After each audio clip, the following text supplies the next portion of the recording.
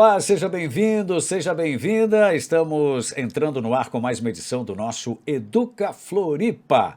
No programa de hoje, nós vamos conferir na nossa matéria especial um resumo do que aconteceu nos 4 ciclos de uma mostra de NEINS. No quadro Ser Professor, um quadro que a gente gosta muito aqui no Educa Floripa, a gente vai conhecer a Juliana Alves Bezerra de Andrade, lá do NEIN, doutora Zilda Arnes Neumann. E no nosso quadro É o Seguinte de hoje, o nosso momento de reflexão, o tema é A Média Esconde a Desigualdade. E o nosso convidado de hoje já está aqui comigo. Hoje eu vou conversar com o Luiz Fernando, que é coordenador de sede do bairro Educador. Tudo bem, Luiz? Tudo bem, prazer.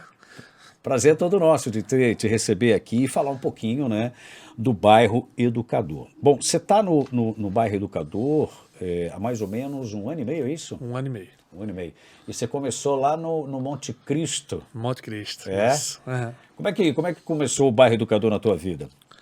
Bairro Educador, recebi um convite do Instituto Esporte Cidadã, né, para ser secretário lá no Monte Cristo. O Esporte Cidadã, o Instituto Esporte Cidadão é quem administra, quem cuida, né, do bairro Educador. Daqui a pouquinho aqui no nosso papo a gente vai falar um pouquinho mais sobre esse trabalho lá do Instituto. Aí você ficou 1 ano ali no Monte Cristo, é isso? 1 ano no Monte Cristo, e aí recebi o convite agora para ser coordenador de sede lá na Costeira. Lá na Costeira. E lá você era coordenador de sede também? Lá no Monte Cristo eu era secretário. Secretário. O que faz um secretário no bairro Educador? O secretário no Bairro Educador, ele recebe os pais, né, para fazer as inscrições. Aí a gente tem um seguro também, que a gente tem do Bairro Educador. A gente faz o seguro das crianças. A gente orienta os pais a cada oficina que a gente faz. Faz mais o trabalho burocrático ali, de receber e de orientação, né? Porque a gente tem um site da prefeitura também, que a gente tem que todas as crianças que são matriculadas têm que ir para esse site da prefeitura também. Ok. Aí me disseram aqui que você fez um bom trabalho lá no Monte Cristo e você foi convidado para assumir o bairro Educador, a sede do bairro Educador, na Costeira do Pirajubaé. Só que lá você é o coordenador de sede. O que faz um coordenador de sede?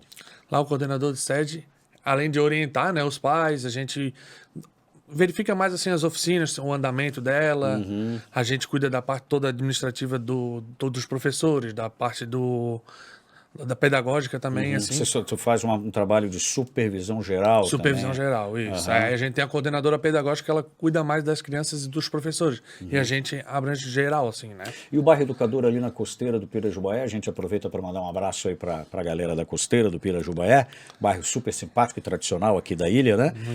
Onde é que fica ali a estrutura do bairro Educador? A estrutura hoje se encontra no Anísio Teixeira, na antiga escola, né? É uma escola que não funciona mais como escola. E hoje a gente faz as atividades na quadra, no ginásio. Vocês né? aproveitam a parte da estrutura deles ali, né? Isso. Voltando lá no Monte Cristo, quantas atividades vocês tinham lá no bairro Educador? Quando eu trabalhava lá, nós tínhamos 11 atividades. 11 atividades. 11 atividades. Né? Na Costeira são? 6. 6 atividades. 6 atividades. Quais atividades são ali na Costeira? Na Costeira hoje nós temos vôlei, basquete, skate, oficina pedagógica, vôlei e vôlei. São 5 atividades e tem a oficina pedagógica. O que é a oficina pedagógica? Oficina pedagógica na verdade, a gente pega crianças que estão com alguma dificuldade na escola, a gente tira dúvida, acaba fazendo os deveres. Quando o pai não tem muito tempo também para ajudar nessa... É quase como se fosse uma aula de reforço ali. Como se fosse uma aula de reforço. Para criança ali. Mas para eles aprender também outras coisas, assim, não só a escola, assim, mas fazer uma atividade de desenho, uma atividade educativa. Mas às vezes essa dificuldade que a criança tem, é ela que traz para vocês ou o professor da unidade dela indica? A gente sempre está em contato com os professores das crianças que estão lá, né? A gente acaba, ele tem uma dificuldade de matemática, se a gente puder ajudar nessa parte, a gente ajuda. Okay. Então não é só a parte física de participação, também tem essa questão do reforço. Lá no Monte Cristo também tinha? Tinha também. Todas é uma característica do bairro Educador? Todo bairro Educador tem que ter. Tem que ter essa oficina pedagógica, que é aquele momento ali, como se fosse uma aula de reforço, né? Voltando então para a Costeira, vocês... Anísio Teixeira é a escola, Anísio Teixeira é a escola. Qual é a estrutura de vocês ali? Você falou que tem um ginásio. Tem um ginásio esportivo bem grande, a nossa parte administrativa é ali, e a nossa oficina pedagógica é na adotiva. Ah, vocês... A gente usa a parte da escola para fazer essa parte de sala de aula, de sala de aula assim. lá. Ela tem uma estrutura melhor. E ali na sede, vocês usam o ginásio. O ginásio. E funciona em qual é o horário que funciona? A gente começa às 8 horas da manhã, né? As oficinas começam às 8h30. A gente entra às 8h30 e vai até 9 horas da noite. Uhum. Você estava comentando aqui que o bairro Educador não é um trabalho de contraturno, né? Embora, né, quem estuda de manhã pode realizar à tarde e vice-versa. Isso, né? É mais nesse sentido. É porque no intuito nosso é a criança fazer essa atividade e ela ir para casa, né? Tipo, na verdade, ela gosta de fazer um futebol, ela vai lá, pratica o futebol, a gente tem essa estrutura, e depois ela vai... E aí com professores, tem o pessoal ali orientando. Todo mundo. Tem toda a parte administrativa também, está sempre junto, pedagogo. E tudo acontece dentro do ginásio. Tudo naquele espaço ali dentro do ginásio. Então tem que ter uma escala legal. Uma escala É 1 hora para futebol, depois vem o vôlei. Isso, porque ali na nossa parte da costeira nós temos 2 quadras. Então a gente usa a quadra, por exemplo, o futebol... Está acontecendo agora, pode acontecer o skate na parte de fora. Dá para fazer paralelo. Você falou do skate, que é um esporte que agora recentemente entrou para as Olimpíadas, virou um esporte olímpico. Como é que é a estrutura que vocês têm lá? Vocês têm uma rampa, um half? A gente tem uma estrutura, tipo, lisa, uma parte lisa, assim, para eles aprenderem, porque a gente começa desde a criança que não sabe nada até a pessoa que já está bem avançada. Então a gente vai evoluindo e conforme. A gente compramos um caixote, agora nós temos uma rampinha. Então as crianças, conforme elas vão evoluindo, a gente vai passando... E o skate, a criança traz ou vocês têm lá para emprestar? Todo o material que tem dentro do bairro Educador é fornecido pelo Instituto. Tudo da melhor qualidade, materiais tanto de proteção como o skate, é tudo fornecido pelo Instituto. Muito bem. Bom, a gente vai dar uma paradinha agora, Luiz, e a gente já volta a falar mais sobre o bairro Educador, porque agora eu quero chamar a nossa matéria especial. A Prefeitura de Florianópolis realizou a primeira mostra cultural de núcleos de educação infantil da rede municipal de ensino. A exposição é baseada nas vivências diárias de crianças de 0 a 6 anos. A mostra revela um pouco do trabalho pedagógico que acontece nos NEINs. Vamos conferir.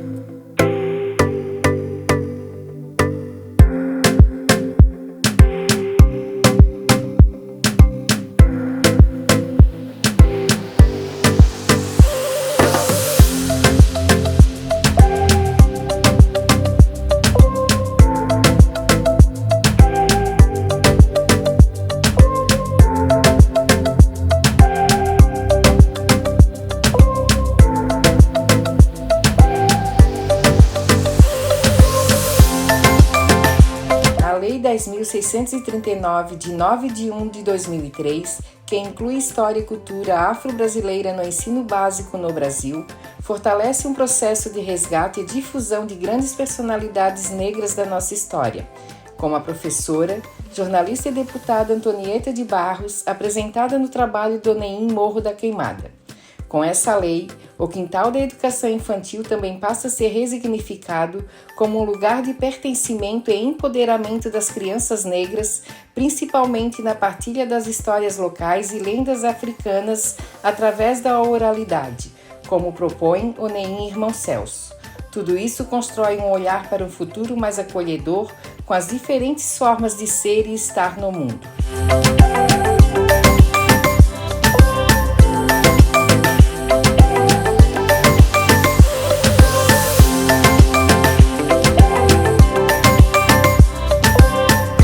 Brincar não envolve necessariamente brinquedos acabados, com funções pré-determinadas. Walter Benjamin defendeu em seus ensaios que as crianças se apropriam dos resquícios do mundo adulto, constroem entre elas novas relações para produzir seu próprio mundo. Assim, tanto os territórios brincantes produzidos no NEIN Doralice Teodora Bastos, quanto os brinquedos não estruturados oferecidos no NEIN Jardim Atlântico são meios de encontros, preparados e organizados coletivamente para uma vivência dinâmica, estética e criativa. Nos territórios e com seus brinquedos não estruturados, a criança é a protagonista e conduz seu próprio ritmo de exploração e experimentação com as materialidades e a natureza.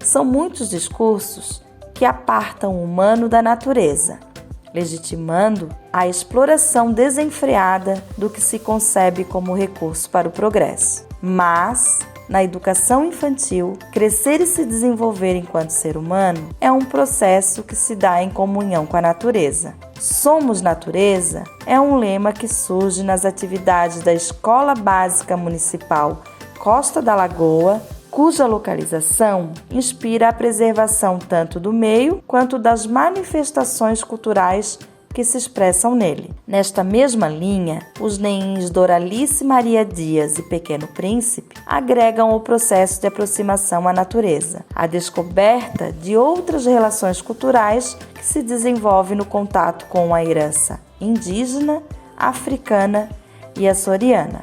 É nesse encontro com a natureza que podemos ampliar as múltiplas dimensões do ser.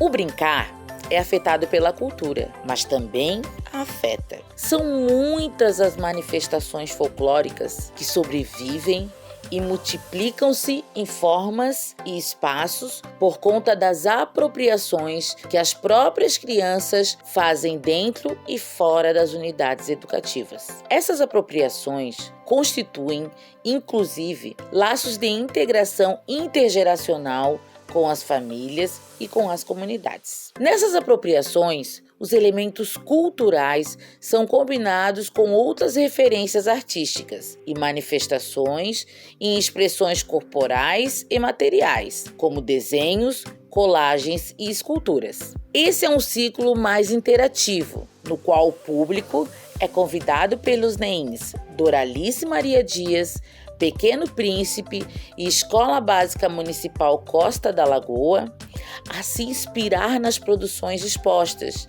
e interagir com os elementos expostos a fim de construir novas obras. Antes de voltar para a nossa entrevista, a gente faz uma pausa para conhecer a educadora Juliana Alves Bezerra de Andrade. No quadro Ser Professor, ela fala que atuar na educação infantil é muito mais que gostar de criança, é estar em constante evolução, é aprender, descobrir e estudar constantemente. Eu atuo com educação infantil há 10 anos, 6 anos na rede pública, 3 na Prefeitura de São José, 3 na Prefeitura de Floripa e 4 anos na rede particular. O que me motiva, assim, eu entrei pelas razões erradas, eu acho. Eu entrei porque eu gostava de criança. E aí, assim que eu adentrei a universidade, a primeira pergunta que me fizeram foi essa, e a professora me respondeu, né? Mas você está aqui, então, pela razão errada, porque gostar de criança não é o suficiente para estar na educação, né? E aí, desde então, eu fui me descobrindo, e conforme eu fui cursando a graduação, eu fui vendo que existe um mundo, né? A educação é muito além da criança, né? Então, todos os estudos da sociologia, da psicologia, da filosofia foram me cativando, e ao longo dos 4 anos, eu vi que realmente era isso que eu queria para a vida, né?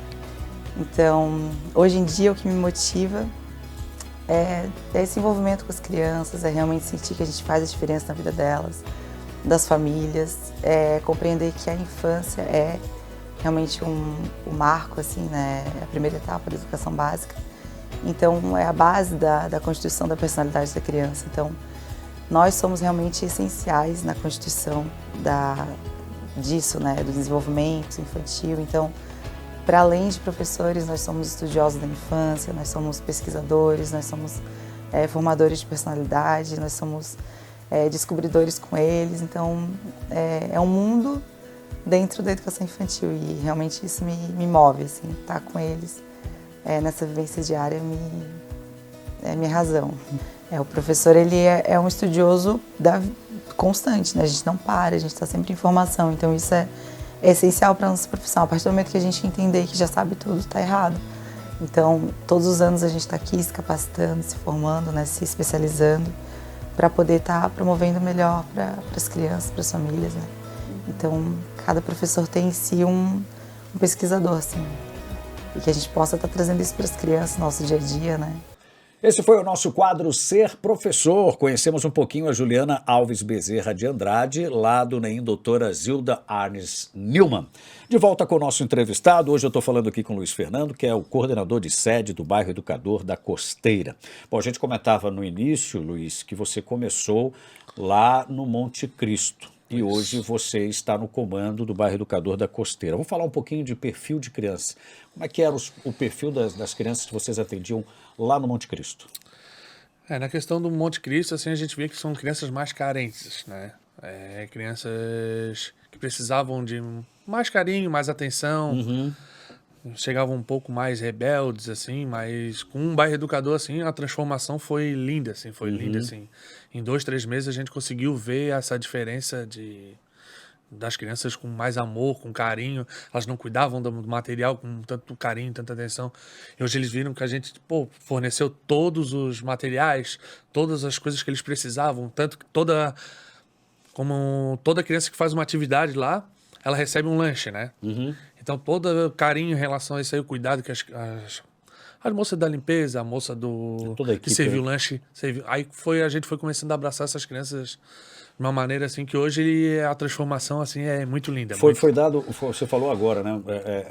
Crianças que precisavam de mais atenção, mais carinho, mais respeito, e lá no Monte Cristo, né, essa característica era mais evidente. E o bonito disso tudo é que a equipe percebeu a transformação dessa garotada, né? E aí, na Costeira do Pirajuba, o perfil não é que não precisa de carinho, de atenção, não é isso? Precisam, né? Mas o perfil é um pouco diferente, né? Não, o perfil é um pouco diferente. Lá os pais acompanham mais as crianças, sabe? Ah, é? No Monte Cristo eu já não tinha tanto isso. E lá, ali na Costeira eu vi... tem todo bairro educador tem crianças que precisam, né? Mas lá eu vejo que os pais participam mais das atividades. Eles querem estar mais presentes em relação às crianças. Levam a criança buscam, aguardam ali. A criança fazer atividade. É uma característica um pouco diferente do Monte Cristo e vai sempre ser assim, dependendo da localidade. Né? E aí, Luiz, tem idade mínima e idade máxima? São crianças a partir de 6 anos. A partir de 6 anos. Que não estejam na creche, né? Ah, ok. E aí não tem limite de idade? Não tem limite de idade. Inclusive, você falou agora que adultos também podem participar? Adultos também podem. Se tiver vaga, entra. Se tiver vaga, entra. Tem oficinas em vários bairros de crochê. Hoje, a gente tem uma equipe de vôlei, que já são alguns pais das crianças que fazem atividade, para não esperar, eles estão fazendo skate, eles vão lá e fazem um vôlei, né? Vou ficar aqui na arquibancada olhando, né? Vou ficar parado, já faço alguma atividade. Já vou me exercitar. Em outros bairros também tem zumba, tem dança, tem que vários adultos participam também. E ele, no caso o adulto, ele não necessariamente precisa estar estudando, lógico, né? Só basta, e também não necessariamente precisa ser pai de um aluno, do bairro educador, né? Não tem custo nenhum. Não, custo nenhum. Se paga inscrição, nada, né? As crianças têm que estar estudando, tem que ter uma frequência na aula que a gente pede, né? Critério básico, necessário. E não abre mão disso. Não abre mão disso. Tá. E aí, mas hoje o projeto Bairro Educador, ele prioriza crianças que estão no ensino público. No ensino público. Né? Então, são alunos, por exemplo, da rede municipal de ensino ou da rede estadual também. Então, a prioridade para o preenchimento das vagas é para os alunos de escolas públicas. No município. Isso. Mas isso não impede que alunos de escolas particulares se a vaga tiver disponível... Existiu vaga... Pode participar. Entrar, e no caso dos marmanjos aí, os adultos, eles participam dessas mesmas vagas ou tem uma vaga diferenciada para eles? Não tem a vaga. Se tiver vaga... Tiver vaga ali. E hoje ali na Costeira, cada atividade atende no máximo quantos alunos? Porque depende da atividade, né? Tipo, a oficina pedagógica, ela pode até 13 crianças. Para poder... O basquete... Bem ali, né? O basquete já conseguimos botar um 16, o futebol um pouquinho mais. Depende da atividade conforme uma regra que tem do bairro educador, né? Vai dependendo, mas isso é comum para todas as unidades? Todas as unidades. Ou depende do espaço que se tem? Não, é porque não tem como botar muita gente num futebol... não vai conseguir aprender também, né? Porque acaba ficando... Não dá para dar atenção para todos eles. Para atenção para todo mundo, né? Vou falar um pouquinho da tua equipe, né? Para atender as crianças, para atender também os adultos que você falou que tem ali. Quem são, quantas pessoas hoje te auxiliam lá na... Hoje a gente tem, como a gente tem 6 atividades, tem um professor para cada atividade, né? Hoje nós temos o coordenador de SET, que sou eu, tem a coordenadora pedagógica, o auxiliar, que ele auxilia na hora do lanche, ele tá junto sempre com o professor na hora das atividades, e a moça da limpeza. Uhum. Quanto tempo dura essa atividade? Porque você falou que aí tem um lanche ali, né? Lanche. Esse lanche é servido em cada atividade? Cada atividade que ela fizer, ela ganha um lanche. Então em média, uma atividade Uma atividade dura 1h30. 1h30. Então ali na metade, então são vários lanches servidos ali, porque... Durante o dia, sim. Né? Que aí tem a equipe de futebol, dá uma paradinha, vamos... A gente sempre bota, cada sede faz de uma maneira que acha melhor, né? Tem sede que faz um intervalo. Ok. Tem sede que faz, a nossa ali da Costeira, cada atividade que elas fazem, elas ganham um lanche. Ok. Aí 1h30 a gente acaba sempre uns 10 minutinhos antes, para até ter essa interação do professor com os alunos. Na hora do lanche, ficam todos juntos ali. Bacana. Bom, você falou também aqui agora há pouco que vocês percebem a modificação na conduta, né, das crianças, né? Algumas chegam ali mais arredias, algumas chegam ali com mais problemas, e o bairro Educador tem ajudado muitas crianças, né? E acredito que isso reflete nas famílias também. Já a gente vai tocar nesse assunto, porque agora eu quero chamar aqui o nosso quadro. É o seguinte: por mais que a sala de aula tenha 25, 30 crianças, é preciso ter um olhar muito atento para cada estudante. Isso porque a média esconde a desigualdade. Só a partir de um olhar individualizado que é possível traçar estratégias eficientes para cada caso. É o seguinte: a média esconde a desigualdade. É isso mesmo. A média esconde a desigualdade. E é fundamental que a equipe pedagógica de uma escola, o orientador e o supervisor, junto com o administrador escolar, quem sabe, coordenador pedagógico, dependendo da rede, como que isso está organizado, o diretor da escola, o professor, o colegiado de classe, compreenda essa mensagem. A média esconde a desigualdade. Imaginem vocês, o cidadão tirou 2, o outro tirou 8. 2 e 8, média 5. Não dá. Porque aquele que tirou 8 está bem. E aquele que tirou 2? Falando de nota para exemplificar aqui o que a gente quer falar. Temos um outro caso. O cidadão tirou 1, o outro cidadão tirou 9. A média é 5. Tá ruim essa média. Porque quem tirou 9, pensando no patamar de 0 a 10, está bem. Mas quem tirou 1, está muito mal. Então a gente tem que ter muito cuidado quando a gente fala em educação, falando de média. Porque a média esconde a desigualdade.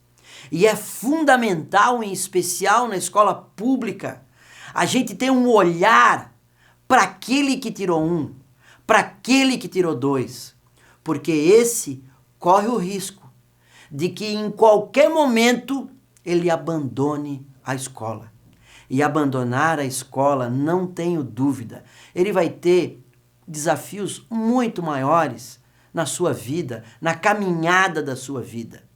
Então, nós temos que ter um olhar muito atento à individualidade de uma sala de 25, de 30 crianças. E jamais olhar a média. Eu já vi vários professores falando assim, quando eu pergunto como é que está o aprendizado. Na média está bom, na média está excelente. Como na média?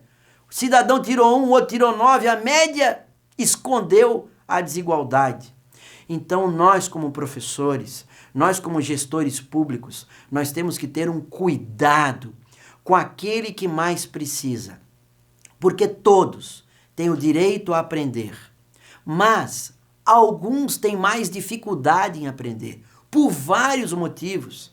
Quem sabe já tem uma dificuldade natural, quem sabe não tem um acolhimento por parte da sua família, que todos sabem que a família ajudando, a família olhando, a família cuidando do ensino do estudante faz toda a diferença. Quem sabe esse não tem isso, por isso que ele não tem, a princípio, um bom desempenho na escola.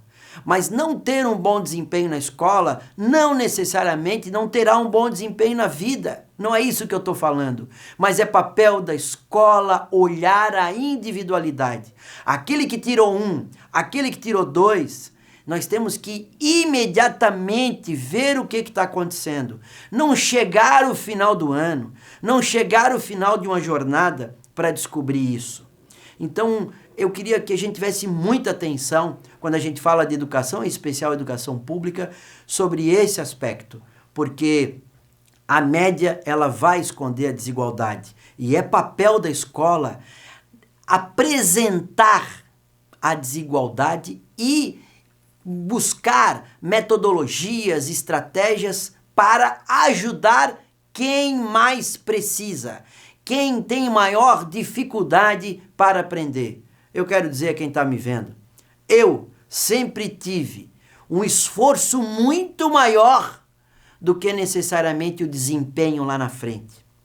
Mas sempre tive professores, pais, que me ajudaram a dizer o seguinte: te esforça, porque quanto maior o teu esforço, maior o teu desempenho. Por mais que nem sempre isso acontecia como eu gostaria. Mas se eu nem me esforçasse, com certeza eu não estaria hoje aqui. É o seguinte, a educação transforma. Um grande abraço e um beijo no coração. De volta aqui com o nosso entrevistado Luiz Fernando, que é coordenador de sede do Bairro Educador, lá da costeira do Pirajubaé. Bom, a gente estava falando, antes do quadro, é o seguinte, que a transformação das crianças é nítida, né? E é claro, isso também acaba trazendo um fortalecimento com os laços familiares. Isso você consegue observar ali na costeira, essa aproximação com a família? Muito, muito. Sim, a transformação das crianças é muito rápida, assim. A gente consegue trazer os pais para perto das dificuldades deles, o amor que eles têm pelo esporte, o carinho, assim, E os pais trazem essa informação para vocês? Ali, olha, meu filho mudou da água para o vinho. Experiências assim que a criança está muito mal na escola, a própria escola ligar assim, o que aconteceu com essa criança que ele não prestava atenção, hoje ele está ali concentrado, hoje as notas dele melhoraram muito, mas assim, muito feedback, muito legal, assim. Bacana, bacana. O teu filho estuda, participa lá, né? Hoje ele participa Como é que é o nome dele? Carlos Henrique. Carlos Henrique, um abraço para você, Carlos. E tem 9 anos, é isso? 9 anos. 9 anos, para mim também foi muito legal, porque além de eu conseguir trazer ele mais para perto de mim, né? A mudança dele também foi surreal, assim, educação, ele pegar outras crianças que não é do mesmo ciclo dele e ele transformar isso em coisas boas, para mim também está sendo uma experiência fantástica. Quantas atividades ele faz? Ele faz 3 atividades. 3 atividades? 3 atividades. Quais? Se deixar, ele faz tudo. Ele faz futebol, vôlei e basquete. Que bacana, que bacana. Bom, a gente está chegando no finalzinho aqui do nosso Educa Floripa, Luiz. Eu gostaria de falar um pouco, você falasse um pouco para a gente do Instituto Escola de Esporte Cidadã, que é quem comanda, né, em parceria com a Secretaria Municipal de Educação, esse projeto tão bonito. A Escola Esporte Cidadã, assim, foi muito legal eles terem vindo assim, eles terem ganhado essa licitação, porque ele é muito, ele é muito importante dentro do Bairro Educador, assim. Eles dão toda a estrutura, com o melhor material, crianças que nunca tocaram uma bola, hoje pegam a melhor bola que tem, melhor material de skate, um skate bom, tudo assim, tudo da melhor qualidade, assim. E eles dão um suporte, sabe? Eles preparam os educadores? Os educadores, eles contratam as pessoas, tudo legal, assim, para fazer um trabalho com excelência, assim. Bacana, bacana. Então, uma parceria que está rendendo. O Gustavo lá, que é o coordenador geral lá, ele dá todo o suporte, qualquer momento que a gente liga para ele está sempre pronto para orientar, para fazer o melhor, legal, assim. Muito legal. E agora, a gente está aqui já no mês de dezembro, então encerra as atividades quando? Dia 23. Dia 23 e depois volta só em... Dia 3. Dia 3 de janeiro. 3 de janeiro já? Só um tempinho, só pro Natal e virada do ano. Virando o ano e a gente já está de volta. Muito bem. Hoje eu falei com o Luiz Fernando, coordenador de sede do Bairro Educador.